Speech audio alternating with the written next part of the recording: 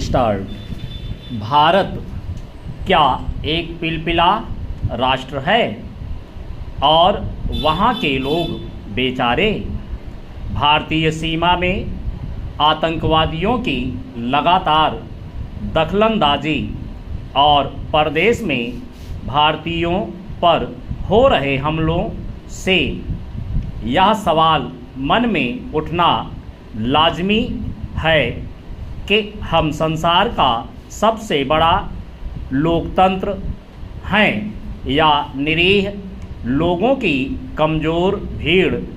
अपने देश के अंदर हम अपनी रक्षा नहीं कर पा रहे हैं और बाहर लोग हमें अपने गुस्से का शिकार बना रहे हैं।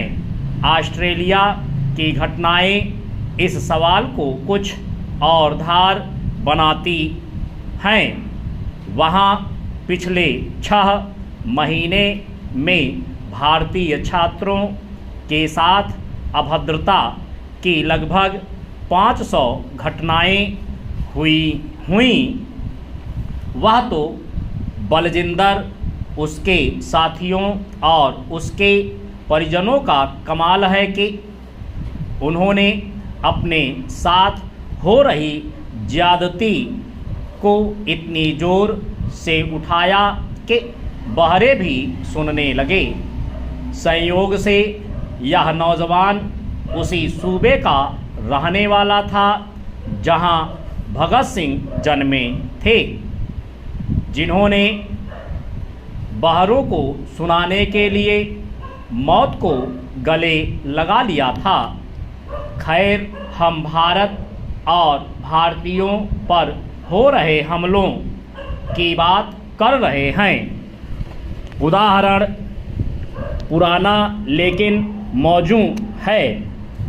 आतंकवादियों ने 1976 में इस्राइल के विमान का अपहरण कर लिया था। वे उसे युगांडा के एंटोबी हवाई अड्डे पर ले गए थे। उनका सोचना था कि इस्राइल सरकार अपने नागरिकों की रक्षा के लिए उनके आगे झुक जाएगी, पर हुआ इसका उल्टा। इस्राइल वायुसेना ने तुरंत झपट्टा मारा और आनन फानन में अपने लोगों को छुड़ा ले गए। उस समय युगांडा में ईदी अमीन की हुकूमत थी। आतंकवादियों के आकाओं के साथ दादा अमीन को भी मलाल था कि इस्राइल सरकार ने इतनी तत्परता कैसे बरती।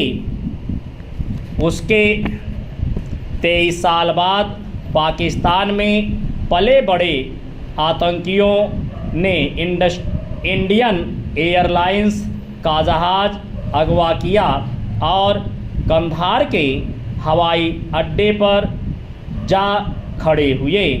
एंटोबी हवाई अड्डा 1976 में जैसा था उससे भी बुरी हालत में कंधार उन दिनों हुआ करता था।